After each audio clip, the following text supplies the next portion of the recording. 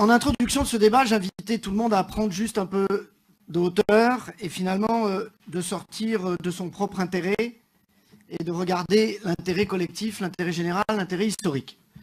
Ce n'est jamais facile, chacun l'a un peu fait, mais les ressorts et les élastiques sont parfois tenaces pour finalement reprendre des intérêts qui peuvent être plus de court terme que des intérêts de long terme. L'avis qui est proposé dans cette délibération est un avis favorable assorti d'un certain nombre de réserves. Le but n'a pas été d'écrire des réserves pour le plaisir de sortir des réserves, de mettre des réserves parce qu'il y aurait une espèce, je dirais, de frustration permanente dans la vie de la métropole à absolument pondérer ses avis ou ses choix. Les réserves correspondent, ainsi que les recommandations, à des enjeux qui sont majeurs.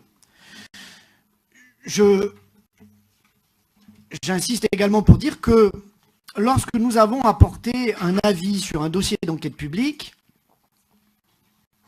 ce ne sera pas la première fois dans ce territoire, ni même ailleurs, qu'il puisse y avoir des recommandations comme des réserves qui sont sorties dans le cadre d'un avis d'enquête publique. D'ailleurs, étonnamment, je serais tout à fait intéressé de relire les avis que peuvent porter certaines communes sur des enquêtes publiques concernant les PLU des communes d'à côté, etc., etc., où là, effectivement, il y a des réserves qui se posent. Mais c'est normal.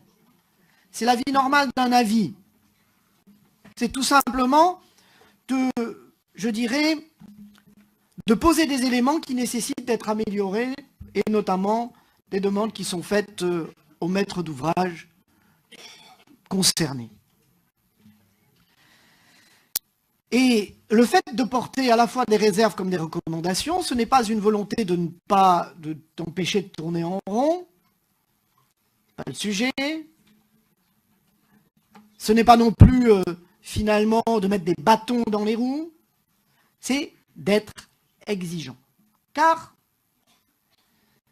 même si collectivement nous avons réussi, et je dis bien le nous, je ne parlerai qu'avec le nous, pour éviter en permanence d'entendre parler avec le « je », sur un sujet où nos habitants et nos concitoyens n'ont qu'une seule chose à entendre, c'est le « nous » et pas le « je ». C'est cela qu'ils attendent de nous. Et de savoir se dépasser soi-même, soit de sa propre formation politique, de son propre histoire pour faire les pas nécessaires, pour trouver les éléments qui permettent à un moment donné d'agréger un point de vue collectif qui permet d'avancer. C'est cela qui est posé aujourd'hui. Alors, poser à la fois des réserves comme des recommandations, c'est d'affirmer l'exigence, parce que ce n'est pas parce que nous allons collectivement vers un avis favorable que nous devons oublier la qualité in fine de ce que nous voulons au bout du bout. Ne soyons pas fainéants là-dessus. Soyons exigeants sur la qualité. Car améliorer la fluidité ne doit pas être posé en opposition d'améliorer la qualité de vie de nos concitoyens. La qualité de vie n'est pas que la fluidité du trafic automobile. La qualité de vie, c'est moins de bruit, moins de pollution, moins de nuisances que peut générer à un moment donné un objet comme celui-là. Je le dis là-dessus, soyons tous cohérents. Quand je lis, là aussi, des avis, je lis la presse tous les jours et je lis dans tous les conseils municipaux, ne soyons pas schizophrènes, que je vois des élus d'opposition s'opposer à des projets d'aménagement dans les communes, où on va créer une voirie, où l'argument est de dire « Ouh là là, mais attention, on va avoir trop de bruit, on va avoir trop de circulation ». Ben oui, aménager le territoire, c'est là aussi ne pas forcément aller vers un objet qui est parfait parce que forcément, ça amène à, je dirais, à des compromis. Alors moi, dans un premier temps, je voulais juste saluer le travail qui est mené jusque-là, parce qu'on a l'impression que derrière tout ce débat, même si on réinvente le débat à certains moments, il y a eu, je voulais saluer l'ensemble des équipes, les élus bien sûr, mais ce n'est pas tant le sujet. Je voulais saluer l'ensemble des équipes techniques qui ont travaillé là-dessus, mais vraiment.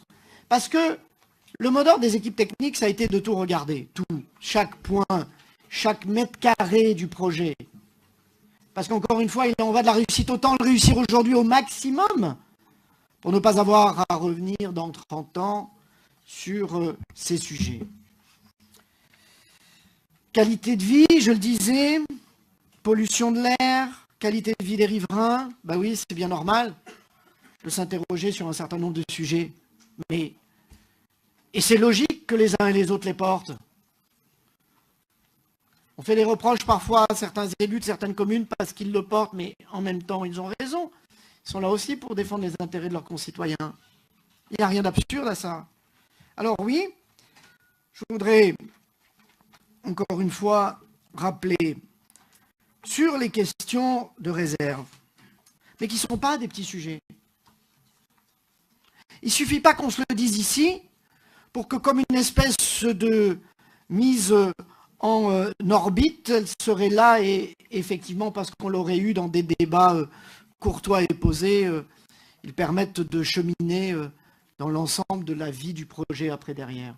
Ne soyons pas, à un moment donné, ni dans une espèce de vision qui consisterait à penser que parce qu'on l'aurait exprimé là, comme ça, dans des discussions, mais que ça ne soit pas gravé dans une espèce de marbre d'une décision institutionnelle qui dépasse largement la question du président dans cette histoire. Et je reviendrai sur le sujet de l'amendement de Métropole d'Avenir. C'est l'institution qui s'exprime aujourd'hui. Et son avis de cette institution restera ainsi gravé, je dirais, dans sa vie, à partir d'aujourd'hui, jusque dans la suite des projets. Alors, il y a des sujets qui sont importants. Cela a été dit, la question de la digue, ce n'est pas un petit sujet. C'est un vrai sujet. Un sujet de responsabilité aujourd'hui et demain de celui qui deviendra, de l'institution qui deviendra compétente en matière de GEMAPI, de risque inondation, de protection des populations. Pourquoi lever une telle réserve? Elle est nécessaire. Elle est nécessaire parce qu'en plus, elle incombera au pouvoir de police des maires. Je le dis ici, et je rappelle à chacun des maires l'impérieuse nécessité qu'ils auront à assumer cela. Donc, on ne peut pas enlever ces sujets. Impossible. La question du verrou nord. Encore une fois, les choses ont été expliquées, elles ont été posées. Mais nous voyons bien que pour que ce projet fonctionne, même si cela paraît évident, vous savez, il est nécessaire parfois de poser et d'inscrire dans la décision. Je pense à la passerelle d'un avis. C'est l'avis, c'est bête à dire, mais qui sera ainsi la position de l'institution. La question de Catane est un sujet, bien évidemment. Et il est normal de répondre à, je dirais, aux inquiétudes légitimes, potentiellement, qu'il peut y avoir des habitants à proximité. Mais quel maire ferait l'inverse? Quel maire ferait l'inverse? Je n'ai jamais dit, mais du coup, il faut l'inscrire. Parce que c'est un élément qui doit trouver. Mais d'ailleurs, Jean-Claude Perrin l'a très bien dit. Il y a du travail qui se fait. Et ça doit continuer. Soyons exigeants, encore une fois. Marquons là où nous voulons aller, le point et le but. L'indemnisation du SMTC aussi, pour tout simplement le sujet de la perte. Et oui, ce sont des éléments. Les recommandations, nous l'avons évoqué, la vitesse, c'est un sujet qui aujourd'hui est partagé, une des grandes évolutions sur ce projet. Ça a été cette capacité à un moment donné, au-delà de ce que nous pouvions penser au départ du sujet, dans notre grande intelligence personnelle, d'écouter les autres, parfois, ça nous aide aussi, si tant est qu'on ait envie de les écouter. Et c'est ce qui a été posé dans ce projet-là. C'est pour ça qu'il ne peut être parlé qu'au nous. Il ne peut pas être évoqué à la première personne. C'est cela qui a permis effectivement cette qualité. Les éléments de covoiturage se propulser dans l'avenir, etc. sur ces sujets. Mais bien évidemment, faisons de ce qui se trame, de ce qui se pose, je dirais, un enjeu de mobilité du futur. Pourquoi ne pas les évoquer, ne pas les penser, ne pas les inscrire? Il reste du travail. Un point qui est aujourd'hui un point d'étape, favorable avec des réserves, des recommandations. C'est cela le sujet qui est posé. Mais nous devons être exigeants dans notre volonté. Alors, on me demande, d'un côté, un amendement où on fait finalement, on enlève l'ensemble des réserves qui peuvent être posées, et on fait confiance au président pour les porter. Encore une fois, moi je veux m'appuyer sur l'avis de l'institution pour les porter. Et je remercie d'ailleurs le fait du groupe Métropole d'Avenir de dire que, une forme de confiance en direction du président de le faire. Mais, mesdames, messieurs, les élus de Métropole d'Avenir et l'ensemble des élus, j'ai besoin d'un avis du Conseil de la métropole sur ces réserves pour que vous ayez un président qui puisse effectivement les défendre avec le poids de ce que chacune et chacun ici dans cette institution représente. Donc j'ai besoin de ces réserves, même si, tout simplement parce que vous les portiez, nous les portions collectivement pour que vous me donniez ce mandat, parce que je ne suis pas... Et je ne pense pas, peut-être que je l'aurais déjà été, me semble-t-il, je n'aspire pas au plein pouvoir. Je préfère le poser et le dire ici. Par contre, je me sens d'autant plus investi de votre pouvoir si vous m'en donnez la puissance. Et la puissance, c'est cet avis favorable, ces réserves et ces recommandations qui seront nécessaires pour faire le projet. Après, le deuxième point, qui a été une demande du groupe RCSE, donc vous avez compris que, personnellement, je ne souhaite pas qu'on donne suite à votre amendement, non pas pour le rejeter, mais tout simplement, mais tout simplement parce que j'ai besoin qu'on appuie là-dessus, sur ces réserves. Et le deuxième point, qui est de la part du groupe RCSE. On a entendu où étaient les points de sensibilité, peut-être pas de divergence d'ailleurs, du groupe RCSE. Mais encore une fois, ce projet est un tout. Il est un tout. Et moi, ce que j'attends, c'est de ne pas dire aux préfets, à AREA, aux communes traversées, aux citoyens, ben écoutez, vous savez, sur ce point 1,